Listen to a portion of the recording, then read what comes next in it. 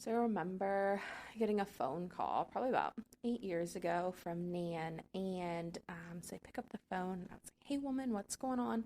She's like, they're trying to kill me. I was just like, who is trying to kill you? And she's like, the food is not good here. They're trying to poison me. And I was like, oh gosh, like what's wrong? Like here I am, like problem solving mode. I was like, woman, what's going on? And she's like, the fruit cocktail is too sugary. She's like, don't they know that it's summer and they should be getting fresh vegetables? Her soup was too cold. Her salad is too hot. They're serving the wrong size meals at the wrong part of the day. And I just listened and listened, and I thought, one, she was trying to get me, I think, to take her out to dinner, which I Truly, yes. did end up coming home and doing. But I think, it wasn't that there was anything wrong with the food. They were lovely people. I got to know the cook at the village where she was living quite well. She really, really cared about the residents and about the food. But at the end of the day, it was about control. And it wasn't the food that she wanted when she wanted it. And I think, when I think about food, I think it's such an important part of our entire lives. And then we move our loved ones into these facilities, and even the best intentioned facilities, they are trying to feed 40, 50, 60 residents at a time, and there have to be efficiencies that are gained, and they have to make the best decisions that they can for the most number of people. So the fact that she was craving a hot dog and that wasn't what was on the menu for dinner, or that most people like to eat their big meal at lunch, and she still wanted a proper dinner, a proper Sunday evening dinner, and they were giving her soup and a sandwich. It wasn't that they were actively out to get her. They weren't actually trying to kill her. No. Contrary to what she believed. But it was different, and it took her a while to really accept. And then I think, what really probably helped the acceptance was the alliance that she made with the cook, who was then willing to give her some control back into the decision making and the kitchen and the groceries that we were able to provide for her. And so, I really want to dive into the topic of food today. Yeah. So, hello, my name is Cortney Steinbacher, and I'm here with my mom, Julie, and we work in the elder law space, and we recently have, been working as caregivers for my nan, for your mom, and, we want to talk about that. And I think, in some of these episodes, we spend time on really heavy topics. And so today I really want to take some time to dive into food, because what's so great about food is that, one, it can be really a tool for health and nutrition, but it can be so many times in caregiving, we say no to things. And food can be a really good place to say yes. And so, before we dive into all of the fun things, I think it's really important to talk to people about why is food so important and why is it such a big deal in caregiving.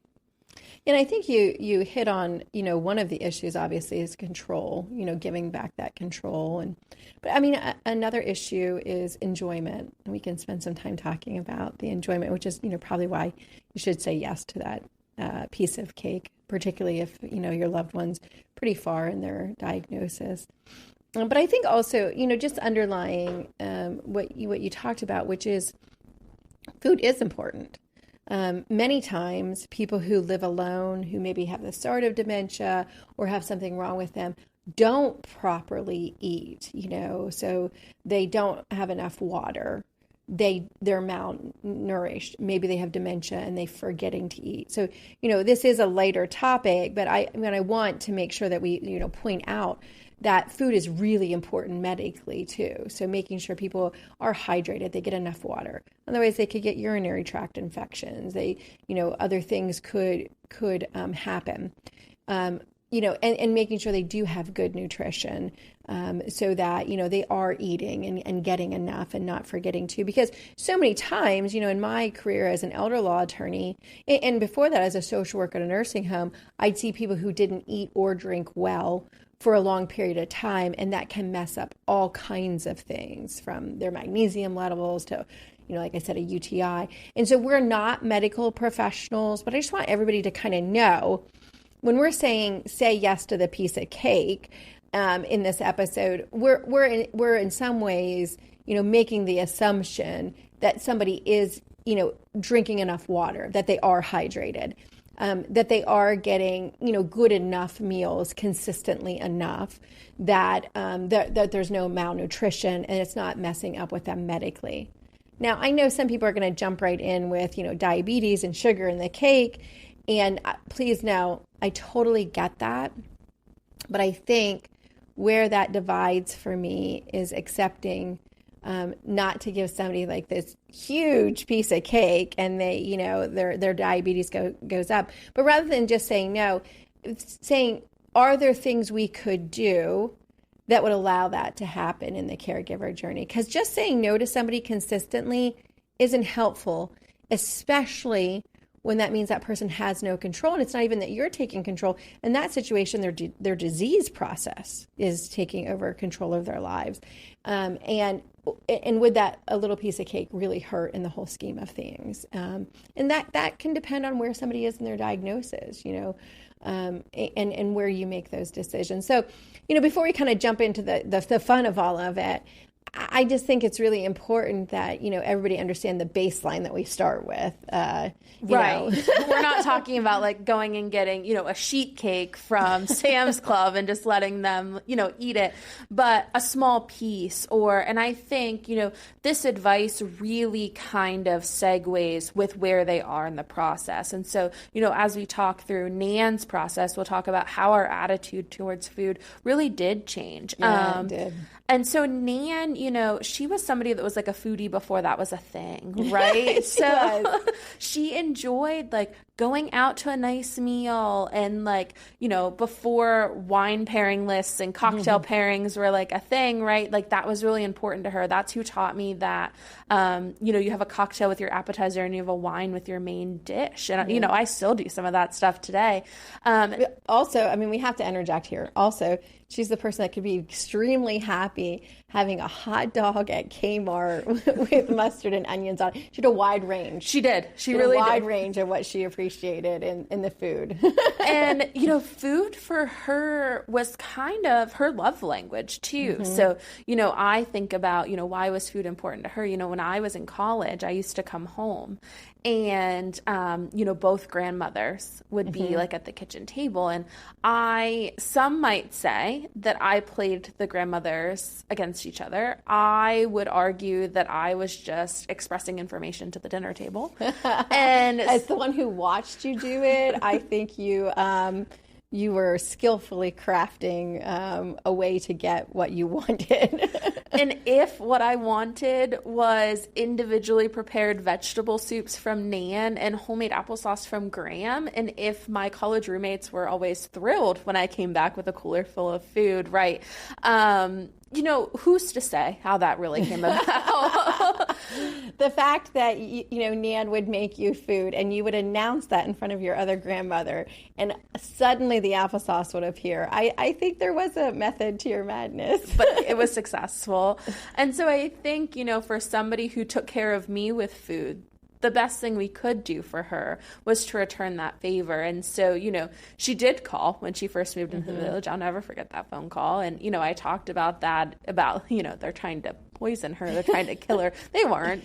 She was telling me that too. She was very concerned that she could not sustain this diet that they offered for her. And I think, in the beginning, it was because she was really paying attention to the food that was fueling her body and making sure that she had a balanced meal. And so the extra sugar in the fruit cocktail was really upsetting to her because we live in a local area where there's a lot of really great farms and there's a lot of really good fresh produce. And remember, sugar was a big deal to her. Yes. The kid who couldn't eat sugar on my cereal. I didn't really know what sugar was until I was an adult, except for when I went to my grandmother's. So, that's a big deal to her, right? Yeah. And I think that's important and thinking about where that's coming from. And so as the people that were caring for her, I can't change what the village is serving to all of their residents. And funny. Yeah, there was fresh fruit sat out after her input that was expressed. She at that time she very much made sure her opinion was known, and she did. She did force change. That is correct. That is, yes, she did. But we also just got the fresh fruit and put it in her room. And and I think that that's important because those are small things that we could do, which is go to the farmer's market and get her berries and bring them in for her.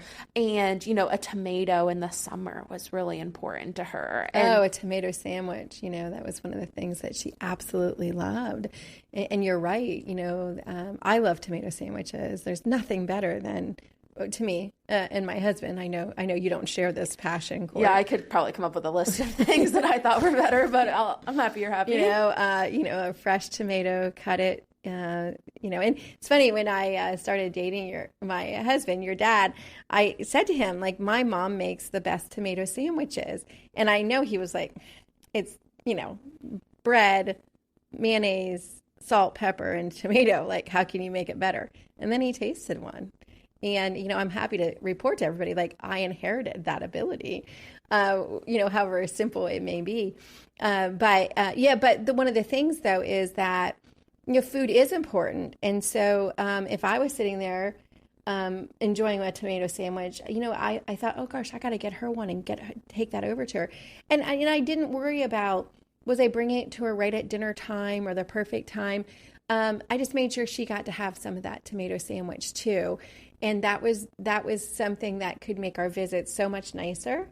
And I think, she was heard that, that she was maybe wanting something different than what was repeatedly being offered to her. And it gave her a choice, like the next day. So she could decide to eat what we brought, or she could go out and eat with the village. But that was really about control for her. And I think, when you first start talking about the food journey, the control was so important. But also she liked to go to the grocery store. She did, yeah. So I can't tell you the last time I was in a grocery store. I would rather just get my groceries delivered. I live in Boston. Going to the grocery store is a little bit more complicated than it was in rural Pennsylvania. She loved it. And so, even just like letting her go to the grocery store, she also really enjoyed just going out to dinner. And so sometimes, we think about like going to visit somebody and they're living in a facility. And so what do you do with them? Well, maybe you take them out to dinner, take them out to their favorite place, let her order what she wants. And here's the thing, if it was too much, either you or I would make the decision to just eat part of hers, or let her take the leftovers home and let her eat them the next day, because she was always so happy to reheat the leftovers and eat them the next day. And then she didn't have to eat what the village was offering, right? And so I think, early on, we did still stick with the balanced meals, but it was more about giving her control over the choices that she had and what she was eating. And then as it got, later into her journey, food was really a good place to say yes. So she was, we've talked before, she was losing so much weight. It was taking so much energy for her to breathe. And so we weren't as worried about what she was having. Yeah. So for our listeners, she unfortunately passed away from restrictive lung disease. And one of the things that was a gift to me is learning through the palliative care certified registered nurse practitioner of just how much how much energy and calories she needed just to continue to survive.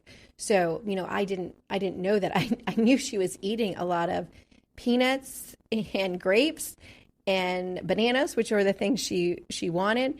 And I thought, my goodness, I just ordered 3 cans of those peanuts and they're gone. But the certified registered nurse practitioner, Jody, let me know that, yeah, that's what I should expect, and so and make sure I had it there for her, because they were the things that she liked. And of course, ice cream. Well, and ice cream was such a fun thing, because when we think about, when we're taping this, it's June, and for her, June would signify the opening of Fill It Up, which was the local ice cream place. She loved to go get an ice cream. Yeah, she loved every part of that. She loved getting out and looking around, like you would drive her someplace, and she would point out to you things that, you don't even see because you're looking at it every day.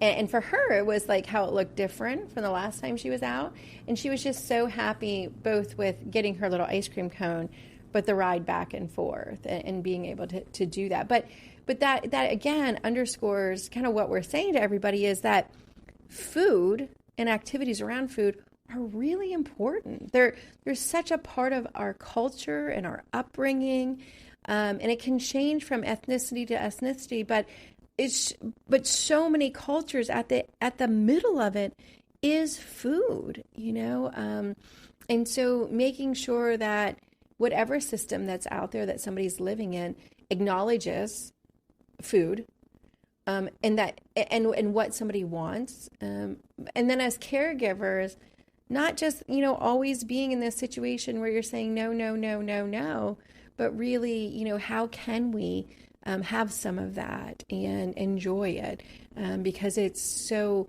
foundational to who we are as human beings. When I think we'd be remiss to not talk about food as it comes to holidays. So yes. So Nan, we always did Christmas Eve with Nan's family. So it would be us and then Uncle Buddy and all of the kids. So there's probably like 10 of us or so. Mm-hmm. And the Christmas ham was really important. And I remember when we shifted from Nan doing the holidays to you doing the holidays, you kept all of the food exactly the same, even though you hated it. Yeah, there were some parts of it I did not like. You're right. I really held on to the potato salad because you had a ham and the ham sandwich. And for you, like, I remember you wanted the food to be warm. Yes, I did. And that's a really big deal. But for Nan, it was the sandwich and we had the potato salad, and she always had a small dish because Dad doesn't like the eggs in the potato salad. And so, the first year you kept it exactly the same. Like, this is what she made. This is what we're having on Christmas Eve. And, we've changed that over the years. Slowly but surely you have mostly adding to it. Yeah. Well, last year we didn't have potato salad. Not that I'm upset about it, but I do think we should bring it up. Yeah. Add that back. Well, we've added soup, which she really enjoyed, but was different. But we added soup she'd really like. Right. So clam chowder, which she loves. Yeah. So, and that was helpful to me because it was warm, which is what I wanted. I wanted some warm in my meal. And, I think going forward, it's funny, we were driving into New York City, which is where we're, filming this podcast. And, you talked about, we always got the ham from Tony's. So Tony's is this local deli. And, part of, the journey of growing and things are getting different is a lot of things are outside of our controls. They were just recently bought out. And so, it's so funny how that goes through the family. Like, Uncle Buddy calls you call me, and my immediate reaction is, what are we going to have for Christmas? It's right. like, you can't. Is the ham going to be as good? Well, because it has to be a Tony's ham. And we got that from her. There are lots of places. It's not like it's that rural. There are 4 grocery stores. Other places order from the same place that Tony's got the ham. I mean, they didn't raise the pay. Well, but we're not even going to Wegmans to get this ham. We're going to track down Tony's wholesale supplier to secure this ham because God forbid it not be the ham that she wanted. And how crazy is it? And this is going to sound maybe bizarre to some people, but we're driving into the city last night and we're talking about this, and I'm thinking to myself, I'm so glad she's passed and she doesn't have to go through this. I did have that moment because I was this would really upset her. Yes. Thank goodness that it was the same and all of their recipes were the same. No, I had the same thought. I was like, this would really upset her. After you obsessed about stockpiling a whole bunch of it, I don't know, you can't really stockpile those types of things. So some of them are fresh. Yeah. Yeah. But I think it just underscores how you don't even realize how food and different things kind of filters through your life and what was important, and the decisions that we're even making right now after she's passed are so influenced on the things that she did while she was living. And there's a question of, do we even want ham for Christmas? I don't even know if I could ask that. You know what I mean? Well, clearly you can't, because I tried not to have ham for Easter and I ended up having to buy the ham kind of last minute. And so I think, it's a little bit more than the ham, right? Right. Like there are other things that she really enjoyed. And I think this goes back to sometimes like caregivers, like you get decision fatigue. Yes. And so like, what are you having for dinner? What are she having for dinner? And now like, it's almost like we're adding one more thing for people to think about. But I think it can be easier than that. Don't you think? Oh, I do. You know, and when you're talking about some of this, I'm thinking about, you know, all the times that like I probably didn't realize like the impact, but now I kind of do. But we're making something for dinner that she really liked, and I would always take time afterwards to like pack a little bit up for her and take it to her. So there were some meals that either she wasn't going to get where she was living, or the way they made them just wasn't going to be quite the way that she did it. So pork, sauerkraut, hot dogs. So, you know, we actually, my husband and I, actually, he would say he does this, and that is true, make sauerkraut every year, like homemade sauerkraut. And so that tastes a certain way. And so, you know, you can buy in a can, and no disrespect to the can, but it just doesn't taste quite the same. And so that was a big deal to her. So every time we would have that, I would pack it up and send it over to her. And I think, you know, that's where you're kind of talking about, like, it's not something extra or something more I had to do, just kind of more incorporating it into what I was doing already. So we were already having that as a meal. All I'm doing is, you know, packing up a little bit of leftovers. And then, yeah, I'm going to have to take it to her, you know, but I'm going to go anyways and visit, you know, so I might as well. And again, I never really kind of tied myself to, did she eat it all? Did she eat it at the right time? Like maybe I didn't go over until 8 o'clock at night. But I would heat up just a little bit of it, and she would love just those couple of little bites. And honestly, even though she had to eat a lot because of her restrictive lung disease, she had to eat small amounts often. And so it was fine with her. And I never married myself to, did she end up eating it all or not? Like if I saw it in there and she didn't eat the rest of it, that didn't matter to me, because that could have been that she just forgot. Nobody was heating it up. You know, I probably was there too and forgot that it was even in there. But she had those couple of bites that really, really, really are important to her. And so I think one of the kind of actionable things for people to be thinking about is, you know, if you're sitting down thinking, oh gosh, whoever I'm caring for really loves this meal, and they're not there, pack it up and take it to them. And I don't care what facility they're in or what their stage is. A couple of bites of something is enough. It's, you know, and it changes the visit. It doesn't put more on you. And again, fundamentally, it goes back to food is so important in our lives. Control and enjoyment and traditions and weaving who we are as people. And so it's just a really important thing to be sharing. I also think, you know, we talked a little bit about Christmas, but we also like people's like birthdays and things like that. And I think so often, like I would sit down and be like, gosh, like what do I get this woman? Right. Mm-hmm. So like she lived in actually a quite big room, to be honest with you, but not a lot of extra space. And so like, am I really going to get her like a knick-knack or something like that? So I leaned more. Yeah, one more thing I have to hang up someplace. I'm glad you didn't. I believe you called me and we had that conversation. And so I stopped getting, well, I think you said one more freaking thing to dust around, right? So, you know, I leaned more into perishable things. And so usually for her birthday, I did something like flowers or something like that she loved and they would come. But I also, you know, a couple of times did, you know, there's really great, like she loved chocolate. And so I would do like subscription boxes where she get to try different chocolates or things like that. Or for Christmas, you know, if I was like out and about traveling for work, I would pick up different things so that she could try them. I remember one time, you know, this is where caregiving's not perfect. They opened up this really nice new Swiss chocolate shop in the Prudential Center in Boston. And I was so excited. And so I went in and it took me a while. Like, this isn't something like I just like, just like flippantly bought. Like, I was like, like, what would she like? And so I'm thinking about it. And these are expensive. And so, but like fine, because like I wasn't really getting her a lot. So for her, it was more about having things to open. So I tried to do like small things and so whatever. So I'm so excited. I bring these chocolates home and I'll never forget my sister got her like Hershey chocolate bars with almonds. She raved. Oh, yeah. about these Hershey chocolate bars with almonds. That Seth probably brought at the local Dollar General. Right, for like $1.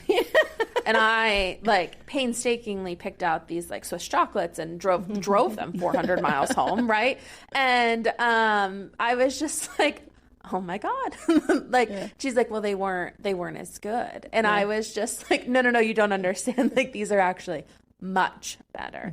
But no disrespect to Hershey's chocolate. Like, we're from Pennsylvania. We love Hershey's. Like, there's I do. But it was but you were going for something a little out of the ordinary, special, different.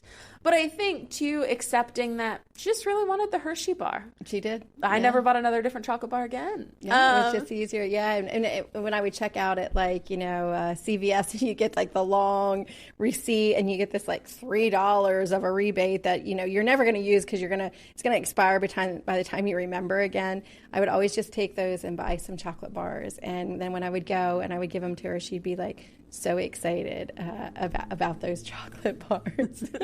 And so some of that is, I could be upset about the fact that, and I was a little, but not anymore, about the fact that like I was trying to do something nice and it wasn't received. But it's really, that's not the point of this. The point is to serve her in the way that she wanted. So if she wanted the simple Hershey's chocolate bar, just to go with that. I also think about my grandfather who had dementia. My gram would leave out, and she did this like when we were kids. She still does this. Yep. She would buy like peanut M&Ms or peanut butter M&Ms. Peanut butter M&Ms. Ah, they're so and good. They are. And my pap loved peanut butter. So I remember being a kid, and every year for Lent, that's what he gave up was peanut butter, because it was like he went through jars and jars of it. And I can remember like she would just leave the peanut butter M&Ms sitting out, and I can on the dining room table right where he walked by. Yes, by the way, yeah. To get from the kitchen to like his chair where he would watch TV. And I remember like being there one time, and she was like yelling at him that he's eating the peanut M&Ms, the peanut butter M&Ms. And I'm just the like, other person with dementia. Yeah. Right. I was just like, oh my God, he's had dementia for 11 years, like relatively advanced at this point, and he doesn't remember not to eat the M&Ms. Right. You could put them away. Right. You could, yeah. But it was also just like at that point in time, let him eat them. What's the harm? So like we had, I think about, we had to say no to him so many times about so many different things. And especially when the dementia was more advanced. Now I do know there was a concern about him eating like too many sweets, because he definitely had a sweet tooth. Yes. Like it's funny. He was a person, and this is, kind of how Graham would make meals, is that like on Sunday, like a Sunday meal was a really big deal to him. And there would be a dessert, and like my Graham, she would make the best pies. You didn't have a meal without a dessert. Right. Yeah. And so that's very much so like he always had a sweet tooth. So I totally like my grandma's coming from the right place in that he did have to watch his sugar. But as the dementia got advanced, it was kind of like, well, is that peanut butter M&M really hurting anybody? Now, the thing that you have to think about is 1 or 2, but he was such a big guy. He had big hands. And so like I would probably only grab like 3 or 4, or you're a little kid and you can only hold 4 in your hand. He would pick up like half a dozen to a dozen, because that's what fit in his hand. Yeah. I can remember watching him, sitting with him, and sometimes I would sit there and do work, so I'd be there for a while. And, I would like, they're out, and like, yeah, like I don't want to say no, because, what else does he have? And he loves them. He loves, peanut butter. But, and so I'd be like, oh, I'm just going to let him do it. But then he'd go with that big hand and he'd grab the whole, like half the dish, and I'd be like, oh goodness. But, I think there's a balance between maybe we could have put less out. Right. Because I think if the bowl was empty, he would have been okay with that. But I mean, I certainly, in the hours that I was there, and I didn't do, I wasn't as heavily involved. My husband definitely did a lot of that. And of course, his wife, my mother-in-law. But when I was there, like, I was like, I'm not saying no to that. I'm not getting that peanut butter from that man. But I would have been more happy if he hadn't like come with his big hands and, gotten this whole thing and then popped him in his mouth. And I think, that's what we're talking about here is, it was a great place just to say yes. It is. And I think that that's important.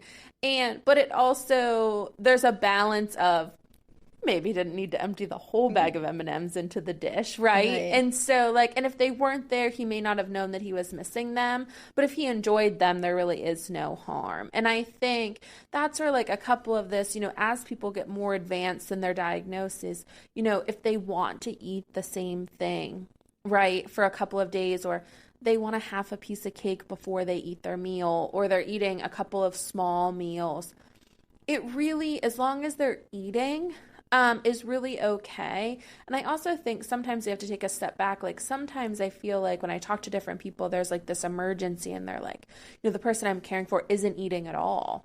And it's like, well, do they not like it? Like, because I think about myself, like, I really don't like onions. Like, I, like, do not put them on a salad. Neither did your pap. I know. And so, like, I, you know, definitely got that from him. And, like, even when his dementia was, like, very advanced, he would not have eaten a salad if there was an onion on it. And so, and just so all of our listeners know, we've recently traveled to Colombia, the country of Colombia, and, you know, they speak Spanish in that country. Courtney really doesn't like onions. And in fact, quite honestly, when we were ordering some takeout, she knew how to say no onions in Spanish. She didn't know a lot of other things. But I knew what was important. Like, I didn't want the onions on my hamburger. And so I knew how to say that and express that in the language in which they were taking my order. So I would be fully supportive if somebody was caregiving for Courtney and they put onions on it, you were not eating it. No. And it doesn't matter that you wanted the hamburger or you wanted whatever. You're not eating it with those onions in it. No, I'm not. And I think that's because then we can raise this flag of like, oh my God, they're not eating. And and then it goes back to what we talked about in the beginning of, oh my gosh, they're going to get malnourished and this and that and the other thing.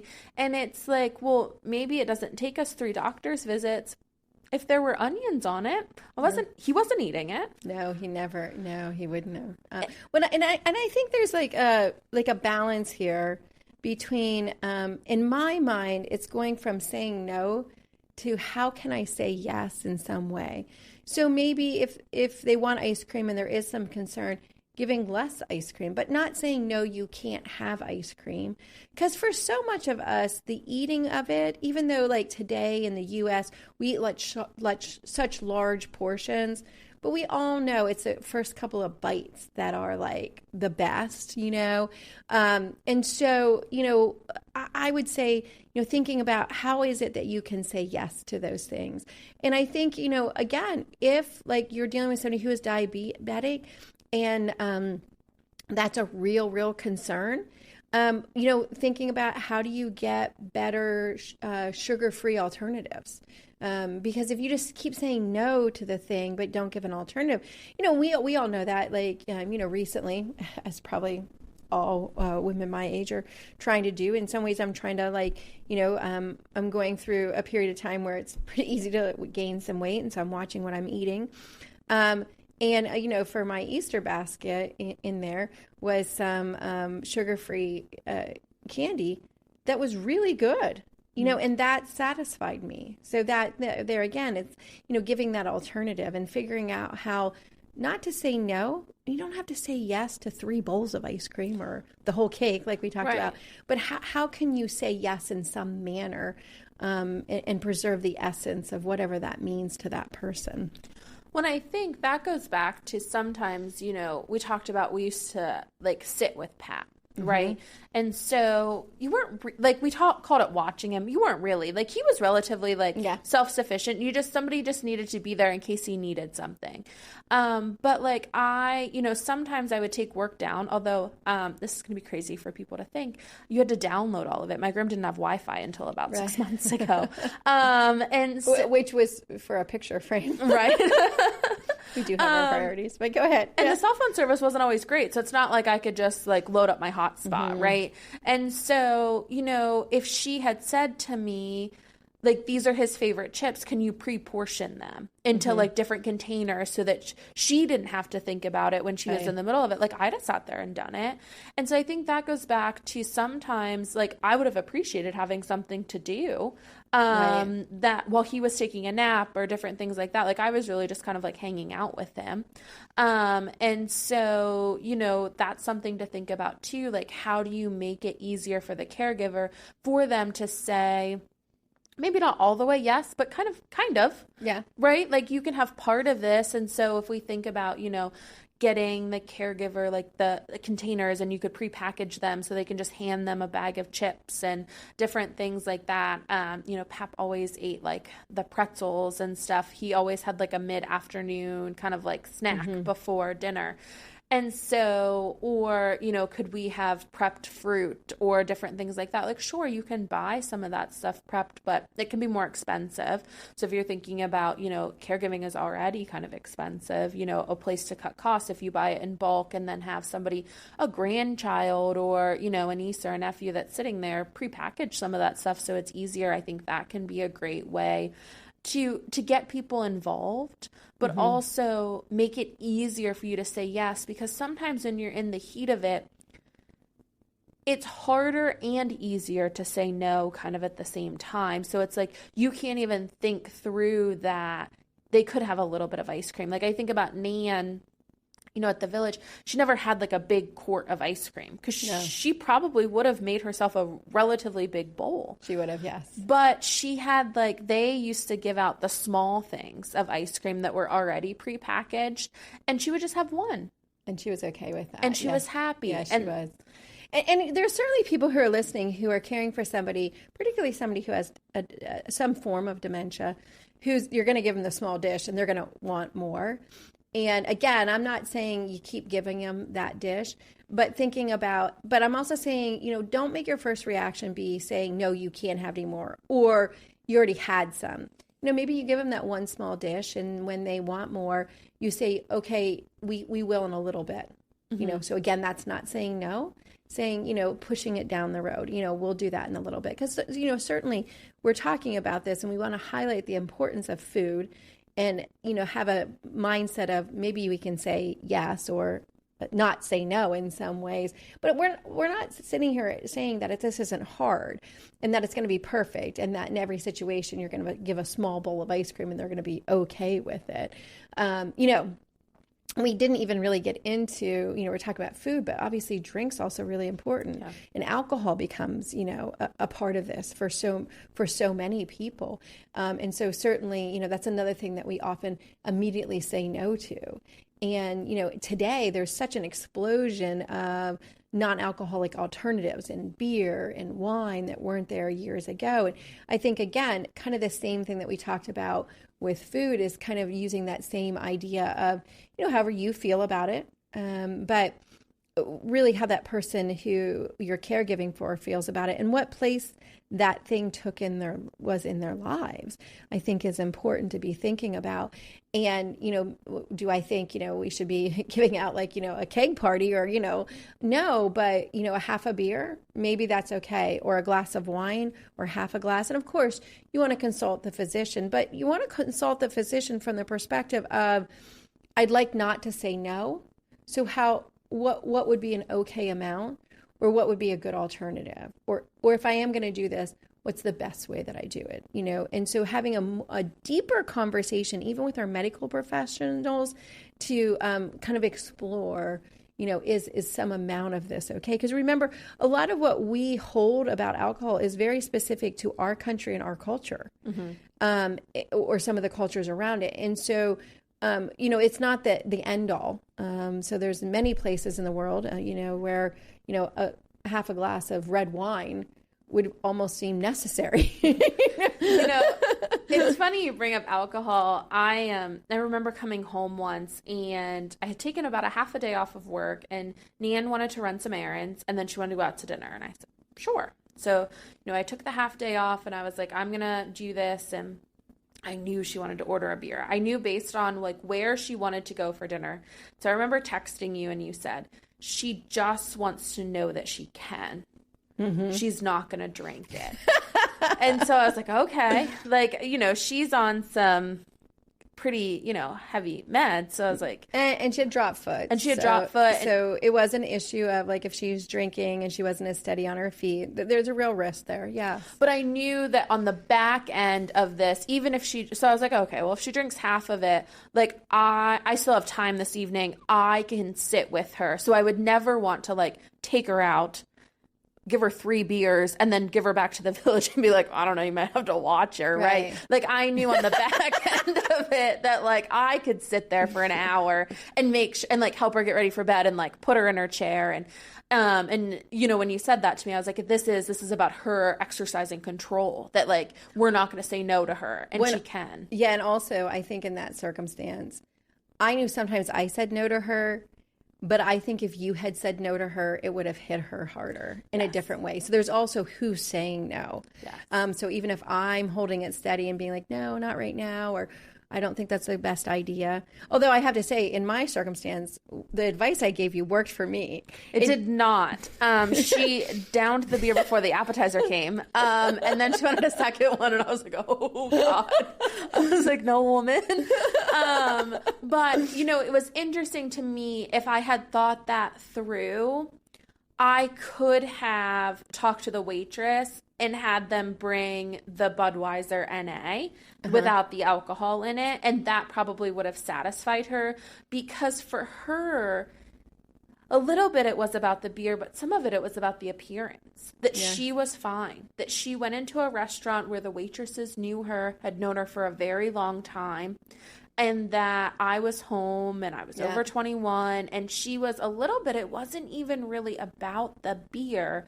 It was about almost saving face, in that like she's fine and everything's normal. Yeah, and that does feel more normal from her, and it's an escape from, you know, what she was dealing with. And so, and we all need that. We all need an escape back to a place where it's a little nicer. And, you know, this podcast is, you know, dedicated to her. Hey woman, is what we used to call her. We'd walk in our thing and say, hey woman, how are you? But you know, part of this is us kind of going through some feelings of our own, because she was a complicated little woman. Sure. You know, we laugh on here. But you know, one of the stories that I just think has to be told is, you know, during COVID. Oh gosh. During COVID, she ended up being the supplier of alcohol for many people in the facility that she. Yes. So for many of us, you know, during COVID, we were shutting down, we were sheltering in place. She was entrepreneurial. She was. And so, you know, at the time there was, you know, I was over 21. I think maybe my cousin Abby was, Uncle Buddy. She knew better than to ask you. Yeah, she never asked me. But Dad, because she would call Dad and she would say, like, she was so sad that she was out of beer. And like for my dad, he's like, oh my God, like that's a tragedy. So I'll never forget it. We were standing in the garage. So we were like, would she even enlisted Uncle Buddy's ex-wife? Yes. Yes. Yeah. So just so everybody knows, like this is quite the crew that she had assembled. Her wholesaler network was quite large. So I remember standing in the garage. Uncle Buddy had just like dropped off something to her, and we're all like, you know, we're social distancing, but we're standing outside and we're all like chit chatting. And it was Uncle Buddy and my cousin Lexi, my dad and I. And Uncle Buddy's like, yeah, I just dropped off like an 18-pack of beer, and my dad's like, well, I just dropped off like beer like a couple of days ago. I was like, oh my God, you guys. I was like, I just bought like 4 like the big bottles of wine. Yeah. And Lexi, my cousin Lexi, she's like, well, my mom, my uncle's ex-wife, she's like, she was just there. I was like, oh, and so then I like remember going to you. I was like, oh my God, like this is a problem. Like she's not on pain meds right now, but like, my God, she's drinking. And so, and just so everybody knows, like liquor laws in Pennsylvania are a little bit funny. So like I didn't always go to the liquor store. Sometimes I would get her groceries and I would get the alcohol at the same time. It's a new thing to even be able to get any alcohol at a grocery store in Pennsylvania. Like, so yeah. And you can't get a lot. No. And so she like would get really mad at me because I would just get 2 of the big bottles of wine. That's all that you're allowed to get at one time.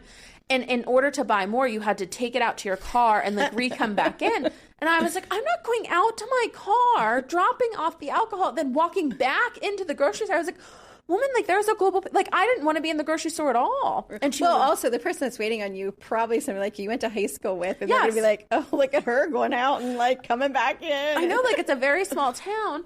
So, you know, we're kind of like having this revelation of like, oh my God. And so there's like a group chat that started because we're like, we've got to start limiting how much and then you're on a work meeting. Yeah, I'm in a work meeting. So, you know, I'm one of the owners of the community that she lives in. And they're talking about people having alcohol. They shouldn't have alcohol. And I'm thinking to myself, oh my goodness, my mom is the supplier.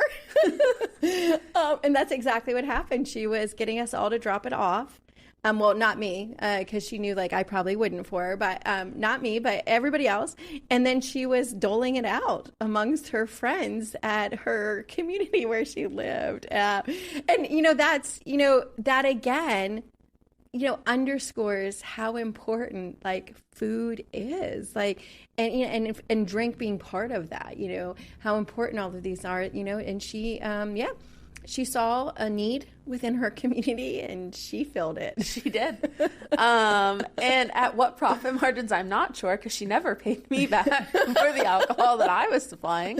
And so I'm not sure that she ever, you know, charged people or if she was just, you know, a good Samaritan. And it's important to everybody that we can laugh at this story today. I don't believe you were laughing then. And I believe that she told you that she was fine and she was doing what she needed to do for her I community. tried to talk to her about state laws and, you know, all kinds of things. And she felt like it was an unmet need of her fellow members of her community and that she didn't intend to stop in any way. And that if her crew needed to be expanded into other things, that she had been found out, that she was happy to do that. You know, this isn't a time this woman couldn't drive, you know. Right. So. Or text, and she did expand her distribution network because it got shut down, or severely limited. And so, you know, I think, you know, what I hope everybody got from today is that, you know, while food is so important nutritionally for all kinds of reasons. And can impact medical diagnoses. Yeah. Absolutely. It's really important to talk to your medical professionals about like how this interacts with different things. It can be a really great place to say yes. And it can really be a fun and interesting part of the caregiving journey. And so much of it is hard and complicated.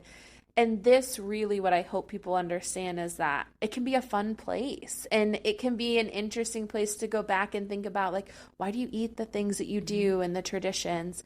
And so I want to thank people for listening here today. Go ahead and comment and rate us and follow us on Instagram and TikTok and all of those great social media platforms. And so I just want to thank you for listening. And hopefully, if you are caregiving, you think about food just a little bit differently in that journey. Absolutely.